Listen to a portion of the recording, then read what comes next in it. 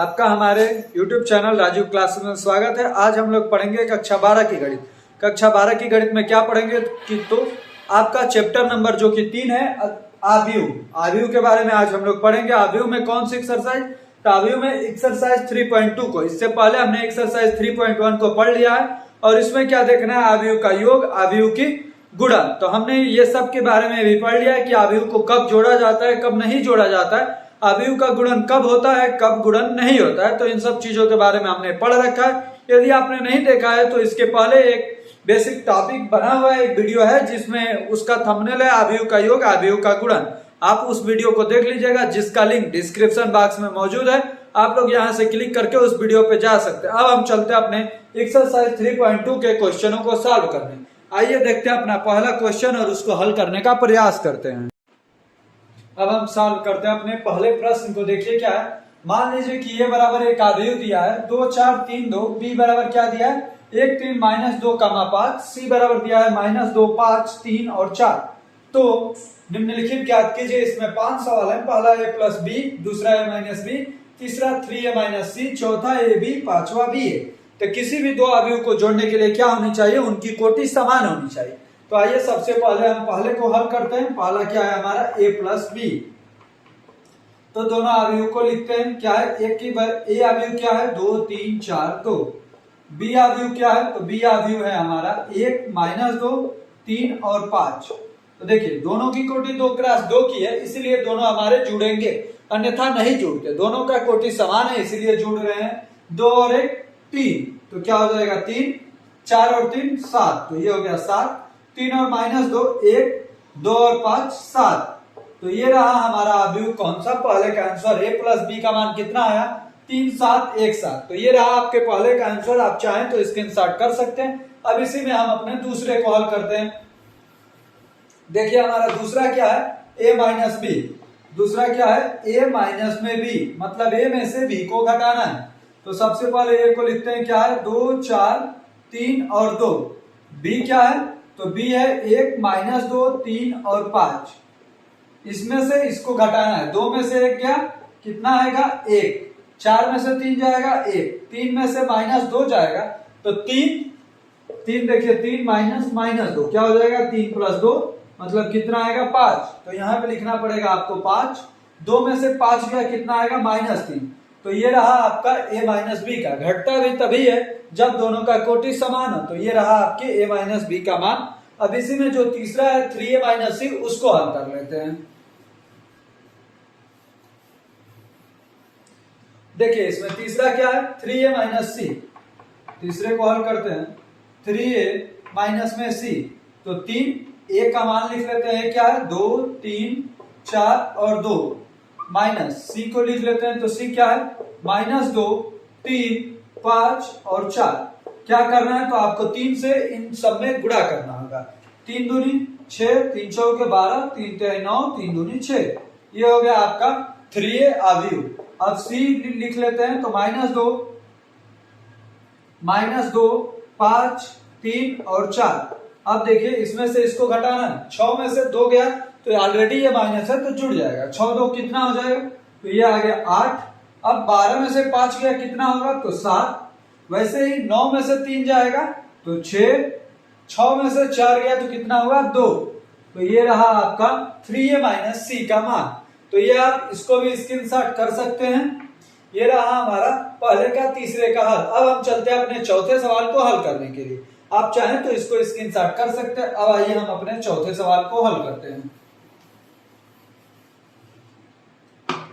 देखिए चौथा क्या है हमारा? तो चौथा निकालना है ए बी का मान।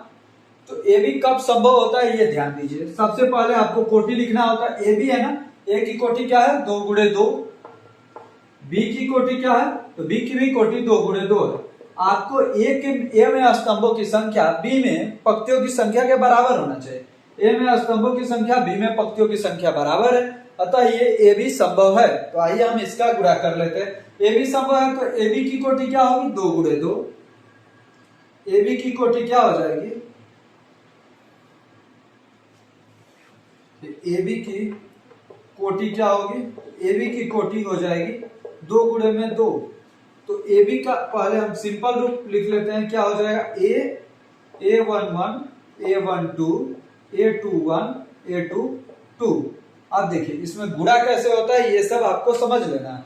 ऑलरेडी मैंने इसके बेसिक वाले वीडियो में सिखा रखा है, यदि आपने उस वीडियो को नहीं देखा है तो उस वीडियो को भी देख लीजिए, तो ये लेक्चर आपको इजी वे से समझ में आ जाएगा। अब देखिए A11 का मान कैसे निकलता है, A11 तो जो आपको पहले लिखा है, पहला क्या है 1, तो पहला आपको पहले वाले से ए से ये 1 लेना पड़ेगा। 1 मतलब पक्ति लेनी पड़ेगी। जो ये पहला वाला होता है क्या होता है, पक्ति होता है, तो आपको ए से पक्ति लेना है। ए में पक्ति क्या है, 2 और 4, तो लिखिए 2 गुणे प्लस 4 गुणे, 2 गुणे प्लस 4 गुणे। अब आपको ये 1 जो लास्ट वाला 1 है, इसका मतलब है कि आपको बी से ये वाला स्तंभ लेना है, 1 और -2 को लेना है, 1 इधर -2। अब देखिए 2 गुणे कितना होगा 2, ये 4 गुणे -2 कितना होगा -8, कितना आया -6। तो A11 का मान कितना आया -6, तो यहां पर रखिए -6। अब किसका मान निकाल लेते हैं, A12 का मान निकाल लेते हैं। A12 का मान कैसे निकलेगा, तो 1 मतलब पहले पंक्ति को लेना है, किससे, ए से। ए से पहले पंक्ति मतलब 2 और 4 को लेना है, तो 2 गुणे में प्लस 4 गुणे में लिखना है। अब देखिए जो 2 है इसका मतलब है कि बी से दूसरे स्तंभ को लेना है। बी से दूसरा स्तंभ मतलब 3 और 5 को, तो यहाँ पे लिखिए 3 और यहाँ पे लिखिए 5, 3 दूनी 6 प्लस 5 चौके 20, 20 और 6 26, तो कितना आया 26। वैसे ही आपको निकालना है A21, A21 का मान निकालिए। A21 कैसे निकलेगा, तो 2 पहले है, तो 2 पहले है मतलब पहले ए से दूसरे पंक्ति को लेना है। दूसरे पंक्ति मतलब 3 और 2 को लेना है, 3 गुणे प्लस 2 गुणे।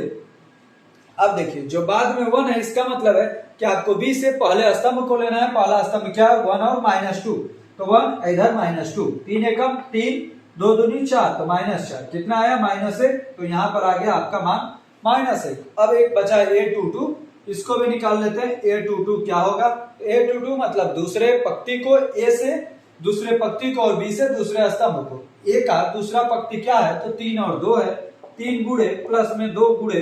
अब बी का दूसरा स्तंभ क्या है, तो 3 और 5 है, तो यहाँ पे लिखिए 3, यहाँ पे 5, 3 3 9, 5 दूनी 10, कितना आया 19 आया, तो ये रहा हमारा 19। अब इन सब चीजों को आप मिटा सकते हैं, इन सब चीजों को आप मिटा सकते हैं। आप चाहें तो इसे डायरेक्ट भी लिख सकते हैं। कैसे, तो ऐसे ना लिख करके, देखिए ऐसे ना लिख करके आप लोग डायरेक्ट लिख सकते हैं। क्या, जो अभी मैं साइड में कर रहा था उसे डायरेक्ट आपको यहीं पे रखना है। A11, A11 को कैसे लिखना है, तो मतलब पहला पंक्ति और पहला स्तंभ, तो पहला पंक्ति तो 2 गुणे में, पहला स्तंभ मतलब 1 प्लस 4 गुणे में -2, ये हो गया A11 के जगह पे। अब देखिए A12 निकाल लेते हैं, तो A12 मतलब पहला पंक्ति, तो इधर 2 गुणे प्लस 4 गुणे। अब देखिए ये 2 है मतलब दूसरा स्तंभ, 3 और 5, तो यहाँ पे लिखिए 3, यहाँ पर लिखिए 5।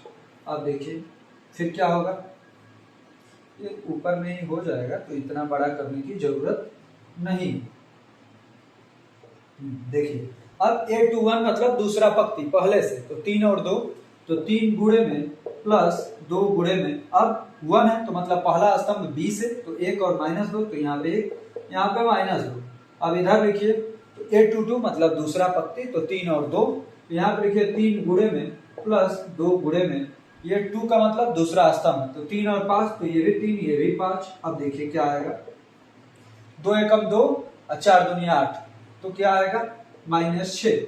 अब देखिए 3 दूनी 5, यहाँ पे 4 5 20, 20 और 6 26, यहाँ पे 3 एकम 3, 2 दूनी 4, -4, तो क्या आएगा -1। अब ये 3 के 9, 5 दूनी 10, कितना आया 19। तो ये रहा आपका ए बी का मान।